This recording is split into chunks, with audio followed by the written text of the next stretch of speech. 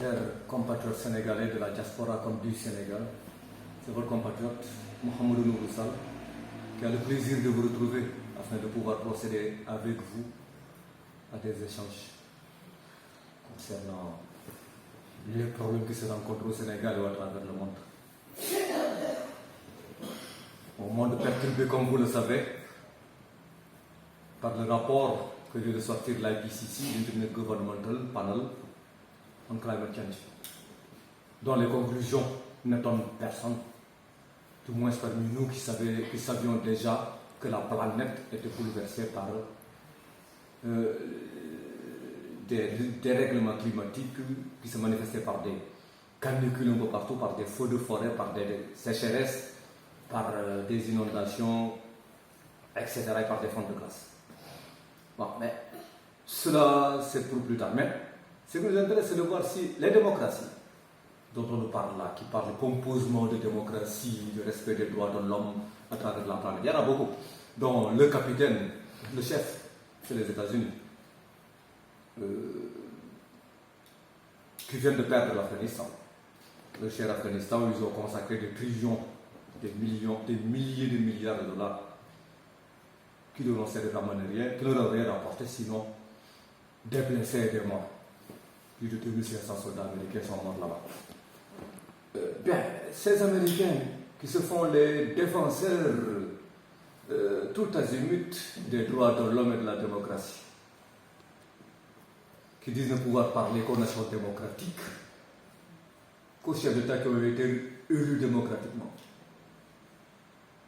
Mais ces États-Unis nous cachent leur véritable nature et leur véritable histoire.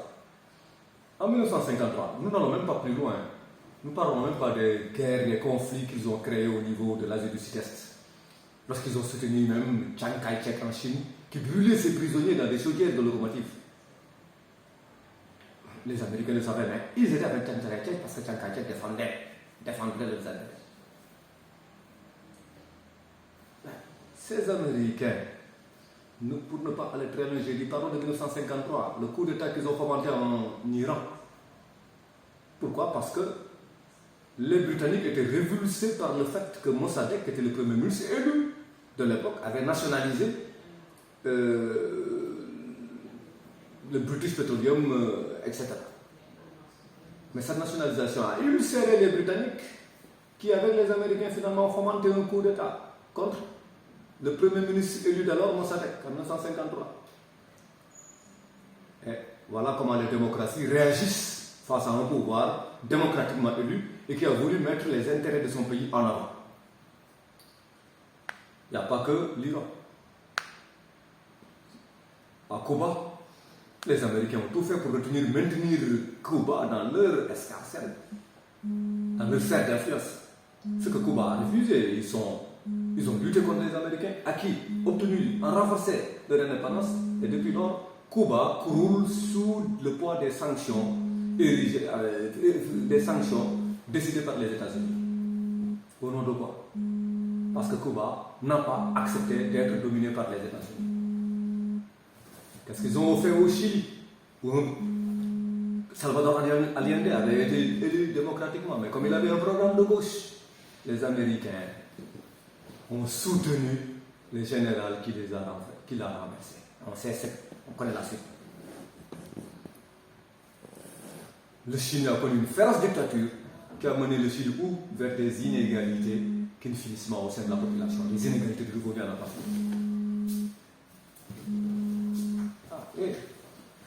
Tandis que les Américains sont ulcérés par la conduite, les Occidentaux disent être ulcérés par la conduite du pouvoir biélorusse. Donc le président Loukachenko a modifié le cours des résultats des élections en s'amputant une victoire à 95%. Pendant ce temps, ils ont érigé même l'Europe a pris des sanctions contre Loukachenko et tous ses proches, des sanctions personnelles. Mais pendant ce temps, ils tolèrent que le pouvoir du maréchal Al-Sisi renverse un président qui avait été élu. Il l'a renversé, il l'a même conduit à la mort. Il ne l'a pas exécuté, certes, mais il l'a laissé mourir, il l'a fait mourir. Ce gars était malade, n'avait obtenu aucune assistance de l'État. Alors que c'est l'État qui l'a renversé, alors que c'était le président élu, lui. Mais les Américains, les Européens étaient avec le maréchal Al-Sisi. Donc, voilà comment la démocratie les intéresse. Comment la démocratie les a intéressés aussi. Les Israéliens, pendant qu'ils menaçaient, ils ne menaçaient pas, mais pendant qu'ils bombardaient, qu'ils tuaient énormément d'enfants, ça, tous les rapports, beaucoup d'ONG, des droits de l'homme, etc., on parlait de ça, même beaucoup de journalistes ont parlé du massacre qu'il y a eu de plusieurs centaines d'enfants dans la bande de Gaza lors des derniers bombardements israéliens. Les Américains parlaient de quoi? Israël a le droit de se défendre. Israël a le droit de se défendre en massacrant des enfants. Donc on sait que les Européens, les Occidentaux, Hitler qui leur fait marcher des histoires. Ce qui les intéresse, eux, comme disait l'autre là, en paraphrasant l'autre qui disait que l'État n'a pas d'amis mais des intérêts. Nous disons que les États occidentaux là, qui parlent de démocratie n'ont aucun principe. Ils n'ont que des intérêts. Ils ont défendu bec et ongle Israël. Les États-Unis donnent plus de 2 milliards 500 millions de dollars de subventions militaires chaque année aux États-Unis à Israël. Israël massacre les enfants, ça ne les aime pas. Mais ce qui se passe ailleurs, dans des pouvoirs qui sont un peu contre les États-Unis, où on massacrerait quelques civils, là vous les entendrez pendant une semaine en parler. Même les Européens n'ont rien voulu dire concernant ce qu'Israël était en train de faire, ce qui était abject. Ils se sont rangés dans un mur, ils sont emmurés dans un silence profond et assourdissant. Donc, en résumé, voilà comment les Occidentaux voient la politique au niveau international. Ils se sont servis pendant des années du FMI et de la Banque mondiale, ces gestions de Bretton Woods, qui étaient leurs bras armés. Pourquoi faire? En Afrique, ils ont appauvri toute l'Afrique par leur politique de moins d'État, mieux d'État. Ce langage de Reagan plutôt, Ronald Reagan, qui disait moins l'État est présent, mieux ça vaut pour l'État. On l'a fait ici. Ils ont appliqué des politiques de départ volontaire où des fonctionnaires ou des personnes qui ont été dignement formées, qui travaillaient pour l'État, sont partis. On leur a donné une contrepartie, ils sont partis. Alors que l'État avait besoin de ces gens-là, de ces personnes qui avaient de ces gens qui avaient une bonne formation, qui pouvaient aider l'État dans ses politiques, différentes politiques. Mais le FMI et la Banque mondiale, qui étaient des soldats dont s'est servi l'Occident pour appauvrir l'Afrique afin de pouvoir s'implanter davantage en Afrique. Donc, qu'on ne se fasse pas d'illusions en disant que ces pays-là sont démocratiques. Les États-Unis, même parlons d'eux encore. C'est le pays de Martin Luther King. C'est le pays où Martin Luther King a été tué. I have a dream. C'est le pays où les nègres n'ont servi depuis le trafic négrier, depuis le commerce triangulaire, qu'à ce travail au niveau des plantations, à enrichir les Américains et à subir les répressions des propriétaires d'esclaves. Depuis lors, jusqu'à présent, les Noirs américains, leur sort ne s'est pas grandement amélioré. Le dream de Martin Luther King est toujours un dream. On ne va pas. Je ne vais pas m'éterniser là-dessus. Vous avez vu le cas de George Floyd, même s'ils ont fait un procès pour la femme. Mais combien de Noirs ont été tués depuis que George Floyd a été tué?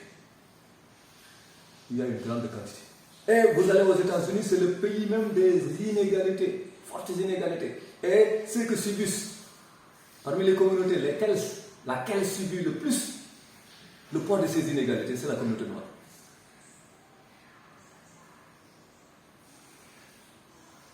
Ça n'aime pas les Biden qui ont succédé à Donald Trump.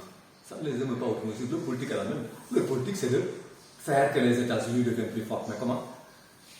En tendant des marchés puissance capitaliste, manufacturière, ou etc., industrielle capitaliste, qui va en profiter pour se refaire. Lui-même, Biden a dit, dans une émission de la BBC que j'ai écoutée, The Test, il disait que avec la pandémie, 1% des Américains ont eu le revenu croître de 4 trillions de dollars, autrement dit de 4 000 milliards de dollars, tandis que les autres sont laissés à la famine, ils sont même chassés de chez eux par des groupes immobiliers, parce qu'ils étaient en location, ils n'ont plus de travail, donc ils ne pouvaient plus payer. Et les États-Unis, c'est le pays où beaucoup de gens, il y a des millions d'enfants qui n'ont rien à manger. Et voilà le modèle démocratique américain. Ce modèle démocratique, il est là pour les intérêts des Jeff Bezos qui s'est envolé récemment au ciel.